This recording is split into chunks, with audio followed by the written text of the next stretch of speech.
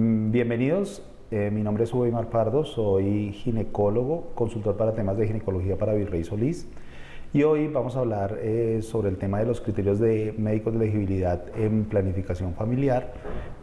Vamos a explicar en qué consisten esos criterios médicos de elegibilidad y vamos a hablar de algunas patologías específicas para saber cuál de esos criterios o qué métodos de planificación utilizar en situaciones clínicas específicas. Este tema es de gran importancia, ya que todos los días recibimos pacientes que son susceptibles a tener un método de planificación. Es muy importante que en Virrey Solís consideramos que toda paciente en edad fértil, en la cual le interrogamos si tiene o no relaciones sexuales, debe, si las tiene, tener un método de planificación familiar, ya que lo más importante es realizar una planeación del embarazo. Si la paciente desea quedar en embarazo, es importante que esa paciente no descontinúe su método de planificación y es hasta que no asista a una consulta preconcepcional. Y es muy importante además que si la paciente no desea quedar en embarazo y continúe el mejor método que se puede utilizar según su condición clínica, y si no tiene métodos de planificación en ese momento, que el consultorio salga con un método de planificar.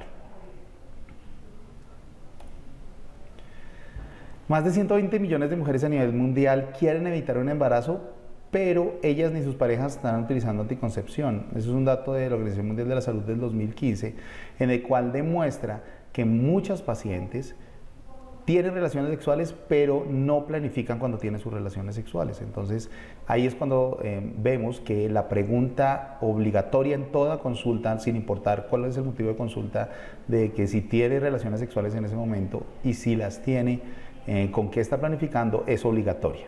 Y en ese momento nos vemos enfrentados a ordenar un método de planificación y nos toca mirar cuáles son las condiciones especiales de esa paciente para darle una asesoría de cuál podría ser su mejor método. Acordémonos que en asesoría de planificación familiar la que escoge el método es la paciente. Nosotros lo único que hacemos transmisión de la información, le mostramos cuáles son los riesgos, cuáles son los beneficios de cada método y ella es la que decide con qué método planificar.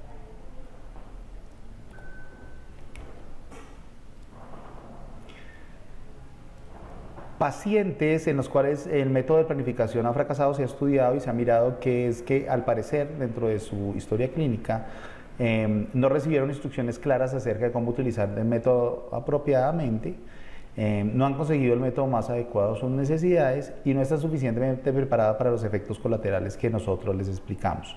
Esas son las causas principales por las cuales un método de planificación al parecer fracasa. Eso quiere decir que en ese asesoramiento que le damos a las pacientes hay que ser respetuoso con cada usuaria y ayudarle a sentirse cómoda, en dejar que los deseos y necesidades de la usuaria orienten la conversación y siempre estar alerta a las necesidades relatadas, tales como protecciones para infecciones de transmisión sexual, incluyendo el VIH y apoyo para uso del condón.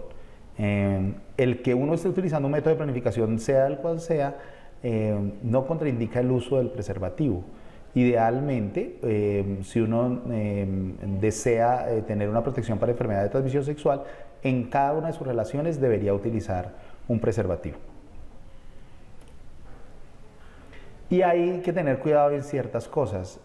Uno nunca debe decirle a una paciente, a menos de que ya estemos seguros de ese diagnóstico clínico de infertilidad, el que no puede embarazarse, porque muchos de las pacientes piensan que porque tienen patologías en las cuales podría haber dificultad para embarazarse, como síndrome de ovario poliquístico, una miomatosis, una alteración uterina, piensan que por tener esa enfermedad no pueden embarazarse. Entonces no utilizan ningún método de planificación familiar. Es bien importante hacerles caer en cuenta que nunca se le debe decir a una paciente que no puede embarazarse, que siempre si tiene relaciones sexuales hay que estar planificando, que si desea embarazarse hay que asistir a consulta preconcepcional y que si no desea embarazarse debe salir con un método de esa consulta. Y nunca hay que descansar de un método al otro. Eso que estamos utilizando un método y vamos a cambiarlo por la razón que sea, y le decimos a las pacientes que ese método le va a ayudar, así no esté planificando, a no embarazarse, es falso. Siempre hay que continuar un método seguido al otro si la paciente no desea quedar en embarazo. Como conclusión de esta primera parte, es que todas las mujeres en edad fértil, que se puede considerar de 14 años o menos y ya tienen relaciones sexuales, hasta los 50 años y ocasionalmente hasta más, aunque es muy extraño que después de los 50 años ya alguien pueda embarazarse, pero todas las mujeres que tengan relaciones sexuales activas deben salir con un método de planificación de nuestra consulta o deben continuar con un método de planificación en ese momento. La eficacia de los métodos anticonceptivos se califica según un índice que se llama el índice de tasa de embarazo no deseado por cada 100 mujeres. Eso quiere decir que por cada 100 mujeres que están utilizando ese método, se calcula cuántas quedan embarazadas al año. Entonces se califican los métodos en muy eficaces, en moderadamente eficaces y en menos eficaces. Eso quiere decir que un método se considera muy eficaz cuando menos de una paciente, planificando un año constantemente con un método adecuado durante un año, se queda embarazada. Eso quiere decir que si utiliza muy bien su método, menos de una paciente tendrá la posibilidad, menos del 1% de esas pacientes tendrán la posibilidad de embarazarse. La eficacia entonces cambia porque un método es muy eficaz si va de 1 por cada 100 mujeres, pero si pasa de 1 a 10 se considera eficaz, de 10 a 25 moderadamente eficaz y de 26 o más ya se considera menos eficaz o poco eficaces. Y también hay que tener en cuenta cuál es que las pacientes regularmente no utilizan de forma ideal todos los métodos. Por ejemplo, las pacientes que toman anticonceptivos orales en ocasiones olvidan una pastilla, o las pacientes que utilizan preservativo no utilizan el método todas las relaciones sexuales. Entonces se califica también como la eficacia si se utilizara consistentemente y correctamente los métodos o como se utiliza o como lo usan comúnmente, o sea, más acercados a la realidad esos métodos. Eso quiere decir que los métodos más seguros, que son muy eficaces, que se ha visto que utilizándolo como se utilizan comúnmente, están incluidos los implantes, la vasectomía, el dispositivo con levonorgestrel, que en este país hay dos tipos, el Mirena y el Jaidis, la esterilización femenina, el Pomeroy y la T de cobre. Esos son los métodos que se utilizan más, que utilizados así comúnmente son los más eficaces. Y hay métodos, aunque su uso teórico es muy eficaz, por el uso no correcto que hacen las pacientes, ya se vuelven moderadamente eficaces, como el uso del método de la lactancia exclusiva, los inyectables mensuales, los inyectables trimestrales, los anticonceptivos orales combinados y las píldoras, las micropíldoras y los parches, así como los anillos vaginales. Esos métodos ya, aunque tienen una alta respuesta de eficacia clínica durante estudios, se ha visto que en la vida diaria, por las dificultades de colocación, no son tan eficaces. Y además existen métodos que no son eficaces no son tan eficaces ni en la parte teórica ni en la parte práctica, como el preservativo, el método del ritmo, el método del retiro durante la relación sexual, los espermicidas y el capuchón cervical. Entonces es muy importante que uno intente buscar cuál es el método más adecuado, pero que también sea eficaz, y mirar cuáles son las características individuales de cada paciente para saber cuál va a ser su régimen de su método más eficaz con las características que ella tenga. ¿Qué son los criterios de elegibilidad? Los criterios de elegibilidad son una clasificación que realiza la Organización Mundial de la Salud, en el cual nos dan algunas recomendaciones para el uso de ciertos métodos con condiciones específicas de cada paciente. Esos criterios de elegibilidad se calificaron de elegibilidad 1 hasta 4, en la cual el 1 es un método que se puede utilizar sin ningún problema en esas pacientes en particular, y el método 4 el criterio de elegibilidad 4 es un método en el cual la paciente no debería utilizarlo por ningún motivo, ese método. Entonces el criterio 1 es una condición por la que no hay restricción para el uso anticonceptivo. El criterio 2 es una condición donde las ventajas del uso del método generalmente superan los riesgos teóricos o probados. El criterio de elegibilidad 3 es una condición donde los riesgos teóricos o probados generalmente superan las ventajas del uso del método. Y el criterio 4 es una condición que representa un riesgo de salud inadmisible si se utiliza el método anticonceptivo. En sentido general, cuando veamos los criterios de elegibilidad, uno debería utilizar solo los medicamentos que estuvieran entre criterio 1 y 2, que en sentido general se pueden utilizar en las pacientes específicas, pero nunca debería mandar criterios 3 o 4, a menos de que la situación clínica lo amerite, pero en sentido general solo uno debería utilizar medicamentos que estuvieran en criterios 1 y 2 y no 3 y 4. Los anticonceptivos son combinados. A partir de este momento vamos a tomar cierto grupo de medicamentos en los cuales vamos a mirar sus características específicas y vamos a ver algunas contraindicaciones y algunos criterios de elegibilidad para la utilización de esos medicamentos. Entonces vamos a empezar a hablar de los anticonceptivos combinados. ¿A qué se denominan anticonceptivos combinados? Son anticonceptivos que tienen mezcla de estrógenos más progestágenos. Hay diferentes estrógenos que se utilizan para este fin, igual diferentes progestágenos que lo que intentan es disminuir una serie de efectos colaterales que tienen estos anticonceptivos. La forma de presentación de esos anticonceptivos combinados de estrógenos más progestágenos son anticonceptivos que vienen orales. Hay parche anticonceptivo combinado, hay anillos vaginales anticonceptivos combinados y hay anticonceptivos inyectables combinados.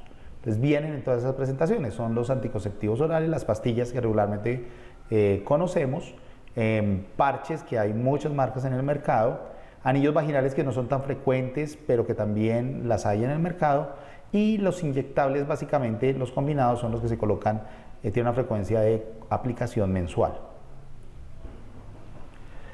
Estos anticonceptivos combinados, hablando de los orales combinados, su uso común tiene una alta eficacia. Hay cerca de 8 embarazos en cada 6 mujeres que utilizan los anticonceptivos orales en el primer mes.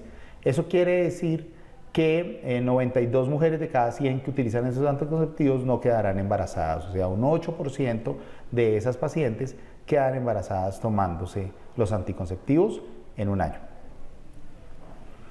Estas píldoras, cuando no se comete error al tomarla, la eficacia aumenta a solo probabilidad de error de un embarazo por cada 100 mujeres al año, o sea, solo 1% de esas mujeres que toman anticonceptivos durante su año podrán quedar en embarazo.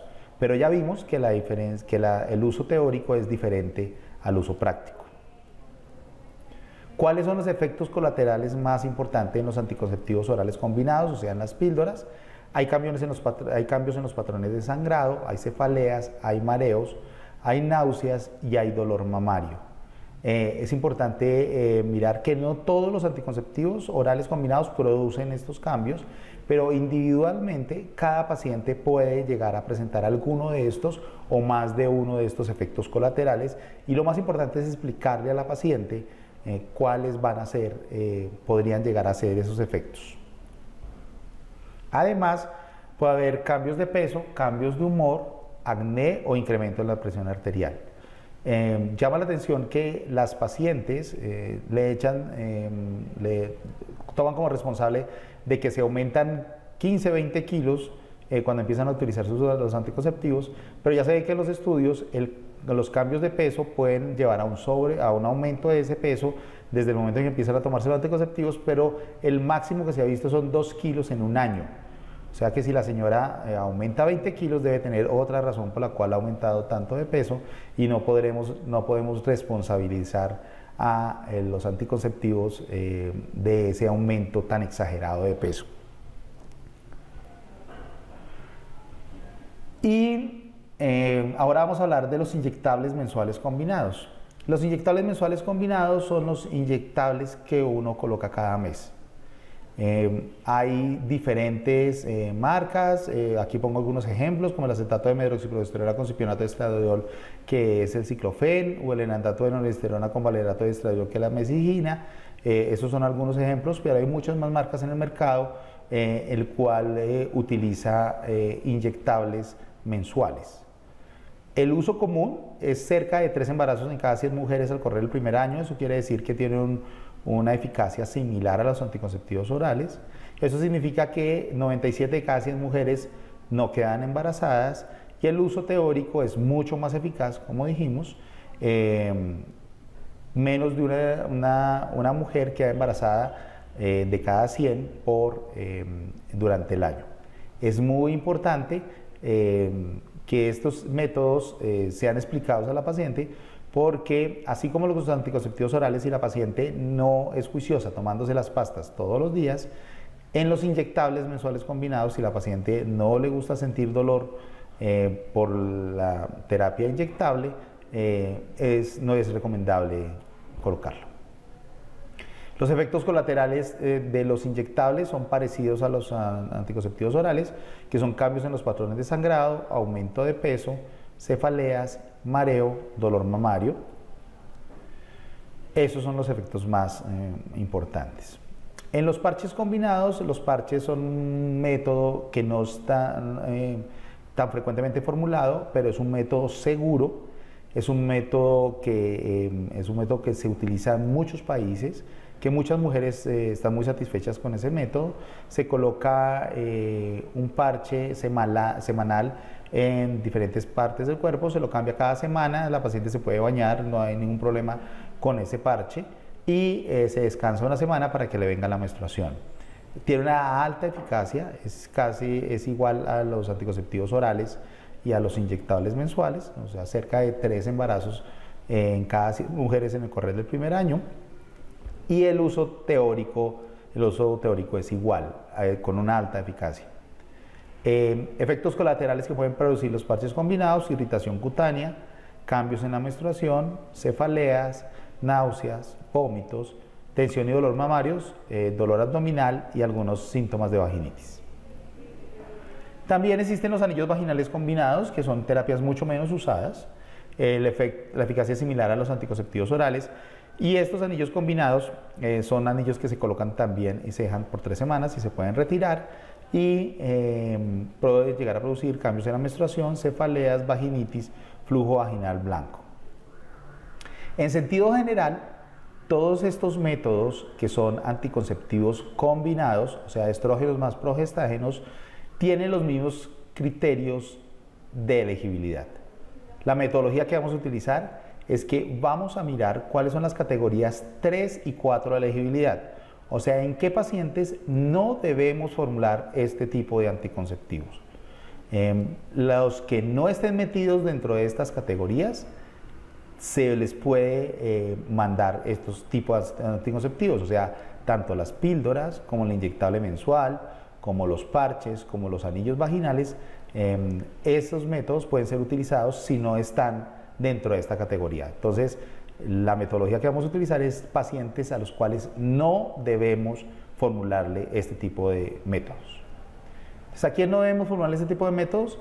A pacientes que estén lactando, pero que tenga lactancia menor a 6 meses posparto, porque hay una disminución marcada en el volumen de la leche materna. Si la paciente no está lactando, pero tiene un posparto menor a 21 días, no debería utilizarlo.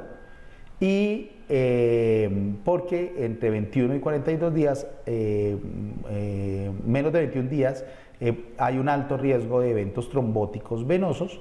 Y si la paciente está entre el 21 y 42 días y la paciente tiene un riesgo de un evento trombótico venoso, tampoco debería utilizarlo, solo hasta después de los 42 días. Entonces, en paciente con lactancia materna no deberían ser utilizados estos métodos combinados.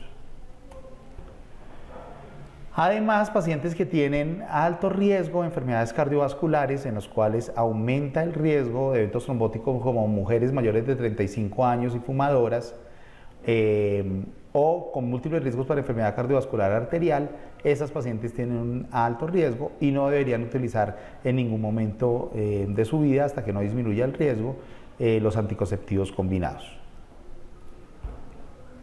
Pacientes con hipertensión arterial crónica tampoco deberían utilizarlo, ya que hay mayor riesgo de infarto agudo de miocardio y accidente cerebrovascular. Pacientes con antecedente de trombosis venosa profunda y tromboembolismo pulmonar. Pacientes con mutaciones trombogénicas conocidas como factor 5 de Leiden, deficiencia de proteína S o proteína C, no deberían utilizar estos métodos combinados. Pacientes con accidente cerebrovascular, con valvulopatía cardíaca, con complicaciones como hipertensión pulmonar o historia de endocarditis, con hiperlipidemia no controlada, no deberían utilizar este tipo de métodos. Pacientes con lupus eritematoso sistémico con anticuerpos antifosfolípidos positivos. Pacientes que tengan cefalea migrañosa, sin aura, mayor a 35 años o con aura a cualquier edad, aumenta las complicaciones secundarias a su migraña complicada. O pacientes que en este momento estén cursando con cáncer de seno o que hayan tenido antecedente de cáncer de seno, tampoco deberían utilizar este tipo de anticonceptivos. Pacientes con diabetes tipo 2, que tengan complicaciones como nefropatía, retinopatía, neuropatía o diabetes de más de 20 años de duración, no deberían utilizar el método. Pacientes con colelitiasis sintomática, pacientes con historia de colestasis, tampoco deberían utilizarlo. O pacientes con cirrosis descompensada, con adenomas hepatocelulares o con hepatoma, tampoco deberían utilizar este tipo de métodos. Pacientes en los cuales puede haber interrelación entre el anticonceptivo y el efecto que utilizan ciertos medicamentos, como por ejemplo algunos anticonvulsivantes, en los cuales el uso concomitante de esos anticonceptivos combinados con estos medicamentos anticonvulsivantes puede llegar a disminuir tanto la eficacia anticonceptiva como la eficacia del anticonvulsivante. Por ejemplo, el uso de fenotiazidina, carbamazepina, barbitúricos, primidona o la motrigina estarían contraindicados para utilizar con anticonceptivos combinados. Ya dijimos que los anticonceptivos combinados pueden ser las píldoras, la inyección mensual, los parches o los anillos vaginales.